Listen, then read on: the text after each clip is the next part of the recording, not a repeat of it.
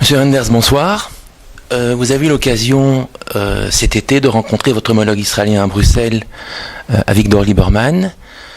Dans un communiqué, vous avez déclaré avoir eu avec lui une conversation ouverte et franche. Alors, c'est un langage diplomatique. En français usuel, qu'est-ce que ça signifie ?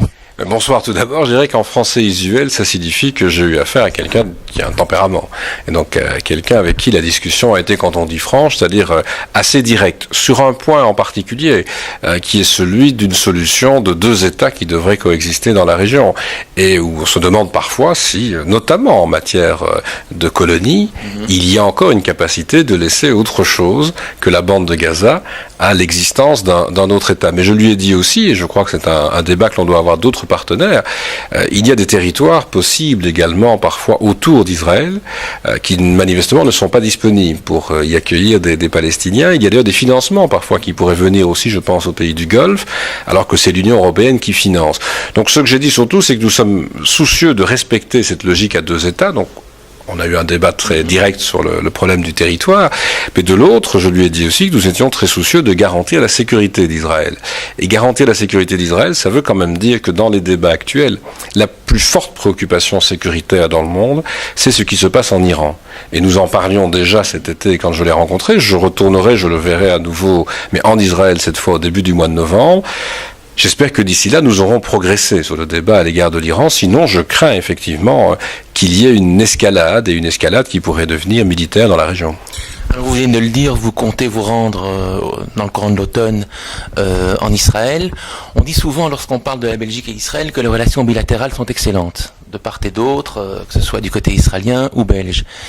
Mais dès qu'on aborde le volet politique, les Israéliens ont le sentiment que la Belgique est toujours un petit peu contre eux, et ils ont tendance, peut-être erronément, à ranger la Belgique du côté de leurs ennemis. Alors quel sentiment portez-vous sur cette appréciation assez paradoxale des relations belgo-israéliennes ? D'abord, je crois que les relations sont effectivement assez bonnes, et moi j'aurai l'occasion encore de le démontrer lors de ma visite, et je pense que la visite en sens inverse en Belgique s'est très bien déroulée également. Mais ce qui se passe, c'est que nous avons en Belgique des gouvernements de coalition et des parlements très divers. Et donc c'est vrai que tout le monde n'a pas le même regard sur Israël au sein d'une coalition. Moi j'essaye d'avoir un regard le plus objectif possible, de ne pas hésiter à défendre, je le répète, l'idée du maintien de ce qu'est la position européenne, une solution à deux États dans la région, mais ça n'est pas une raison pour stigmatiser un certain nombre de comportements de l'État d'Israël. Et donc dans ces relations, je pense que la vision qui est celle venant d'Israël, elle est essentiellement liée à la diversité des points de vue qui peuvent exister, même parfois au sein d'un gouvernement belge,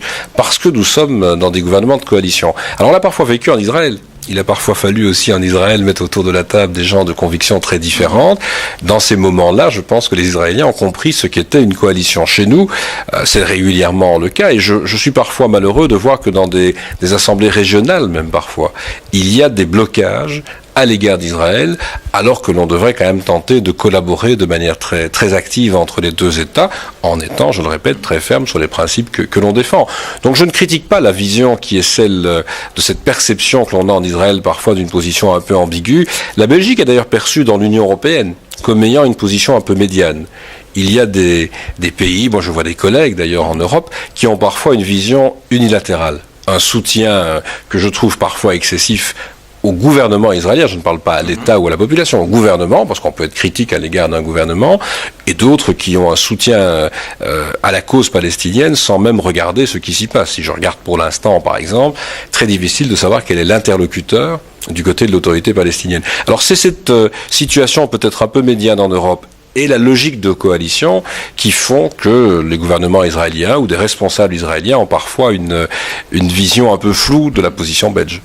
Puisque vous aviez évoqué certains blocages dans certaines assemblées régionales en Belgique, on pense évidemment à ces campagnes de boycott ou boycott des investissements sanctions. Vous allez en Israël, donc j'imagine que le boycott ne fait pas partie des options que vous préconisez. Alors je l'ai déjà dit au niveau européen, moi ça ne fait pas du tout partie des options que je préconise. Par contre, pour prendre un débat que des Britanniques notamment mettent souvent sur la table, de dire comment peut-on essayer de sensibiliser nos populations à des produits qui viennent parfois des colonies. Je crois que là, ce qu'il faut, c'est une information. moi, je ne trouve pas anormal qu'un citoyen belge soit informé de savoir exactement quelle est l'origine d'un produit, si ce produit a été fabriqué à tel ou tel endroit. Par contre, aller au-delà, je pense que ça n'aurait pas de sens. Et donc, je suis assez ouvert à une discussion sur, quand on parle d'appellation d'origine, de savoir exactement l'information que l'on donne. Et si des citoyens veulent préférer tel type de produit à tel autre en fonction du lieu de leur production, pourquoi pas. Mais au-delà, je pense que c'est un non-sens, parce que aller vers des boycotts, je crois que ça ne correspond pas à la réalité de la situation aujourd'hui dans la région.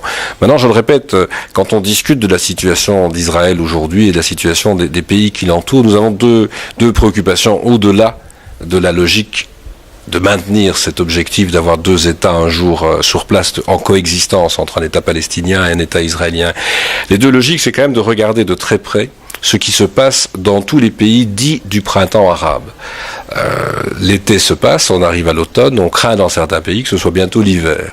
Et donc il faut être très attentif à cela, parce que ça peut changer du jour au lendemain le comportement d'un certain nombre d'États de la région à l'égard d'Israël, quand on voit les évolutions dans plusieurs de ces États. Et puis vous savez que la crise syrienne reste une préoccupation majeure. Moi je m'en occupe au jour le jour, mais c'est une préoccupation majeure parce qu'elle déborde sur le Liban, et elle peut très vite déborder. Le point en Jordanie des réfugiés est aujourd'hui dramatique. Elle peut très vite de nouveau déborder sur l'ensemble de la région.